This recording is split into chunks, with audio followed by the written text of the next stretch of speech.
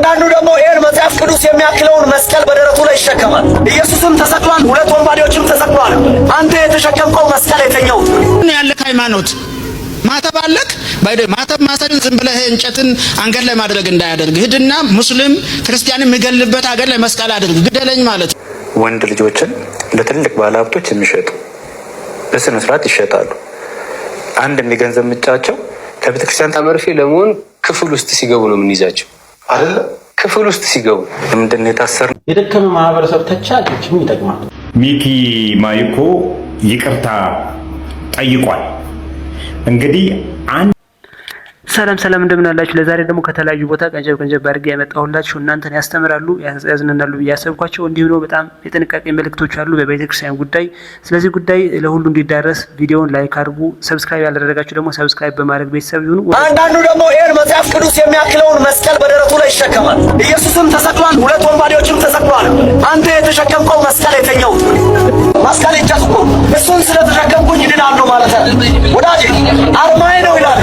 ምንድነው ያለ ሃይማኖት ማተብ አለክ ባይደ ማተብ ማሰርን ዝም ብለህ እንጨትን አንገት ላይ ማድረግ እንዳያደርግ ሂድና ሙስሊም ክርስቲያን የሚገልበት አገር ላይ መስቀል አድርግ ግደለኝ ማለት ነው። በአደባባይ ወጣችሁ ስለምጮሁ ሰዎች አንድ ነገር ማለት ትፈልጋለሁ። ጤነኛ ናችሁ ወይ? እኔ ጤነኝነታችሁ ኢቭን ራሱ በጣም እያነጋገረኝ ማለት ያሳስበኛል። ጤነኛ መሆናችሁን አላምንም። ምክንያቱም ብዙ ጊዜ የማያችሁ የስድብ ርዕሳችሁ የሚጀምረው የስብከት ርዕሳችሁ የሚጀምረው ከስድብ ነው። ትሳደባላችሁ። መጀመሪያ ኦርቶዶክስ ካልተሳደባችሁ ወይ ደግሞ የኦርቶዶክስ ተዋሕዶ እምነት ቤተክርስቲያን አማኝ የሆነውን ሰው ሰድባችሁ ነው የሚጀምሩት። አትሳደቡ። በቃ የራሳችሁንም ታስተምሩ። ሲጀመር ኦርቶዶክስም ፕሮቴስታንትም እንደኔ እምነት ክርስቲያን ነው። ክርስቲያን ደግሞ ሙታል ጠፍታል ዘላለም ሲኦል ትገባለህ የሚባል ነገር የለም። እኛም እናንተም እናውቀዋለን የምትሉት ጌታ ያህል እኛም የራሳችን እውቀት አለን እናውቀዋለን። ስለዚህ እኛ ስብከት አያስፈልገንም። ቢገባችሁም መጀመሪያ መጽሐፍ ቅዱስ የሚያስተምርናችሁ እኛ ነን። ተው፣ ውጡ፣ እረፉ። ይሄ ህዝብ ይረፍበት። አትሳደቡ። ስለ ቅዱሳን አትሳደቡ። ስለ ድንግል ማርያም አትሳደቡ። ስለ መስቀል አትሳደቡ። የህዝቡ እምነትን አትሸርሽሩ። አትሳደቡ ነው የምላችሁ። ፕሌስ እባካችሁ።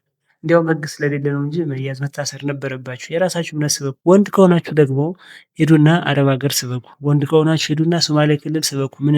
ወንድ ከሆናችሁ ሄዱና አፋር ክልል ስበኩ። አፋር በአፋረኛ መዝሙር ዘምሮ የሆነውን የምናውቀው እኛ ነን። አፈር ነው የሚያደርጉ በሳንጃ ነው ቆርጦ የሚጠዳ። ሲጀመር አንተ ጌታንም አታምንም፣ ውሸትህን ነው።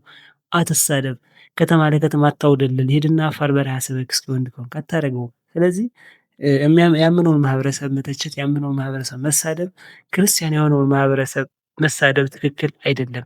የራሳችሁ ችግር ብትፈቱ ጥሩ ነው። በእያንዳንዱ ቤት የሆነ የራሱ የሆነ ችግር አለ። የራሳችሁን ጉድፍ ሳታዩ ወደ ሌላ ሰው ማየት፣ የራሳችሁን ብስሳችሁ ወደ ሌላ ሰው ማየት መልካም ነው ብዬ አላስብም። አደብ ብትይዙ ብታርፉ መልካም ነው።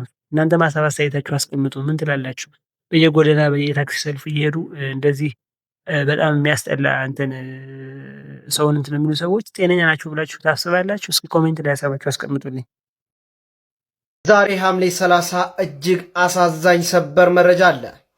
ልክ የአዲስ አበባ ሀገረ ስብከት አመራሮች እስከ ዛሬ ድረስ በሙስናና በስርቆት እንደተጠረጠሩትና እጅ ከፍንጅ እንደተያዙት የአዲስ አበባ ሀገረ ስብከት ዋና ሊቀ ጳጳስ አስተዳዳሪ የሆኑ ብፁዕ አቡነ ሕርያቆስ በዚህ ጉዳይ እጅ ከፍንጅ ተይዘው ሙሉ ለሙሉ ከአዲስ አበባ ሀገረ ስብከት አስተዳዳሪነት ተነስተው እስከ ጥቅምት ቅዱስ ሲኖዶስ ጉባኤ ድረስ በጊዜያዊነት ብፁዕ አቡነ ሳዊሮስ እንዲያስተዳድሩት ተወስኗል። ወንድ ልጆችን ለትልቅ ባለሀብቶች የሚሸጡ ክርና መርፌ ለመሆን ክፍል ውስጥ ሲገቡ ነው የምንይዛቸው አይደለ? ክፍል ውስጥ ሲገቡ። ሌላው ደግሞ በጣም አሳሳቢ የሆነ ጉዳይ ስለ ቤተ ክርስቲያን ነው። ከዚህ በፊት መንግስትም እፈርማለሁ ብሎ ይህ የካሪቢያን ደሴትና እንደዚሁም የሰሜን አሜሪካ አትላንቲክ የሆነ የንግድ ስምምነት ነው። ግን በስሩ የተመሳሳይ ጾታን የሚያበረታታ እንዲሁም የጌና እንደዚህ የተመሳሳይ ጾታ የሚያበረታታ ህጎች በካሪክለም ላይ የመቅረጽ እንዲህ አይነት ነገር በጣም ከአመታት በፊት በጣም ትልቅ አጀንዳ ሆኖ ነበረ። አሁን ረስተነዋል። ጉዳዩ ምን ላይ ደረሰ የምናውቀው ነገር የለም። አሁን ግን ዛሬ የመጣሁት ከትናንት በፊት ነጋሽ ሚዲያ ላይ አንድ የቀረበ ስቶሪ ያለ ወይ ደግሞ ልጆች ታስረው ነበረ። ይህ ደግሞ በጣም የሚያሳዝነው የታሰሩት እንትን ስላሉ ነው፣ ስላጋለጡ ነው። እነዚህ ቆሻሻዎቹ ቤተክርስቲያን ገብተዋል። ሰዶማውያን ወይ ደግሞ እነዚህ ተመሳሳይ ጾታ የሚያራምዱ ሰዎች ቤተክርስቲያን ገብተዋል። ይህ ነገር ይህ ለሁላችንም ሸር ይደረግ። ምክንያቱም ይህ የቤተክርስቲያን ጉዳይ ብቻ አይደለም፣ የሀገር ጉዳይ ብቻ ነው። በዋናነት የኦርቶዶክስ ተዋሕዶ ቤተክርስቲያን ላይ እንዲህ አይነት ችግር ገብቷል። ይህ ለኛ በጣም አስቸጋሪና እኛ በጣም መቆጣጠር ወይ ደግሞ እኛ በጣም ይህን ነገር ይሄ ማስወገድ ያለብን ጉዳይ ቢሆንም የኛ ጉዳይ ቢሆንም ይህ የማንኛውም ሃይማኖት ብሔር የሚል ጉዳይ አይደለም። ይህ ጉዳይ ይሄ ለሙስሊሙ ይመለከተዋል፣ ፕሮቴስታንቱ፣ ካቶሊክ ሁሉ ይመለከተዋል። ስለዚህ ይህ ጉዳይ ይሄ በጣም ሲሪየስ ጉዳይ ነው። ልጆቻችሁ ቤተክርስቲያን ስትሄዱ ጥንቃቄ ያድርጉ። ዝም ብላችሁ አትላኩ። ህጻናት ቤተክርስቲያን ስልኩ እያበላሹ ነው። በዚህ ላይ ትልልቅ አገልጋዮች ሳይቀር ተጠርጥረዋል ማለት ነው። ይህ ደግሞ በጣም የሚያሳዝን ነገር ነው። ይህ ነገር ይሄ የጀመረው ከታች ወይ ደግሞ ስልጣን ከሌለው ሰው ሳይሆን ትልቅ ስልጣን ካላቸው ሰዎች ላይ ነው የተጀመረውና ይህ ነገር ስር እንዲሰድና በመንግስት እንዲደገፍ አድርጎታል። አዲስ አበባ በተለያዩ ሆቴሎች አሉ። በሌላ ቪዲዮ እንመጣለን። ለጌ በጣም ፍሬንድሊ የሆኑ እንደዚህ ለነዚህ ቆሻሻዎች የሚያሳርፉ ሀገራችን የሚያረኩ ሰዎች አሉ። ይህ ነገር ይሄ ለሁሉ መዳረስ አለበት። በጣም የሚያሳዝን ነገር ነው። አሁን የሰማነው ነገር እንግዲህ በእኛ ሀገር አስቡት፣ እንደ ውጮቹ ሊሆን ማለት ነው። በእኛ ሀገር ከዚህ በፊት የኦርቶዶክስ ቤተክርስቲያን በጣም ይፈልጓታል። ታውቃላችሁ፣ የካቶሊክ ቤተክርስቲያን እንደፈቀደች እና ኖርማል እንደሆነ ማለት ነው። በእነሱ ተመሳሳይ ጾታ ትድራለች። ተመሳሳይ ጾታ ሴትና ሴት ወንድና ወንድ ማጋባት ኖርማል ነው በካቶሊክ ቤተክርስቲያን። በፕሮቴስታንት ቤተክርስቲያንም በውጮቹ ኖርማል ነው። የእኛ ሀገርም እንግዲህ የውጩ የኢቫንጀሊካል ቤተክርስቲያን አባል ነች ይባላል። እንግዲህ ኦልሬዲ አንስተው ከሆነ አላውቅም አባልነታቸው ግን ተመሳሳይ ነው። አሁን የቀራቸው ነገር ኦርቶዶክስ ነው። ይሄ ደግሞ በጣም ቀስ እያሉ እየገቡ ህግ አጽድቀው እንደነሱ ለማበላሸት ነው። ስለዚህ እኛ እንደዚህ ሆነን ከምናይ ይህ ነገር ይሄ ልጆቻችን እስኪያስቡት አንድ ሰው ልጁ እንደዚህ መንገድ ሆኖ ማየት ከዚህ በላይ ምን ሆኖ በጣም አስቀያሚ ነገር ነው። እንደ ቀላል አድርገን አንየው ባካችሁ። ይሄ ነገር ሸር አድርጉት። ይሄ ነገር ይሄ በጣም ሸር መደረግ አለበት። ለሁሉም ሊዳረስ ሸር አድርጉት። ለዚህ ጉዳይ መፍትሄ ያስፈልገዋል ብዬ አስባለሁኝ። ከዚህ ተነስመጣ ደግሞ ሚኪ ማይኮ ይቅርታ ጠይቋል። ከዚህ በፊት የኢትዮጵያ ማህበረሰብ የኢትዮጵያ ህዝብ ጠቅላላ የደከመ ማህበረሰብ የቀነጨረ የማስተሳሰቡ በጣም ደካማ ነው።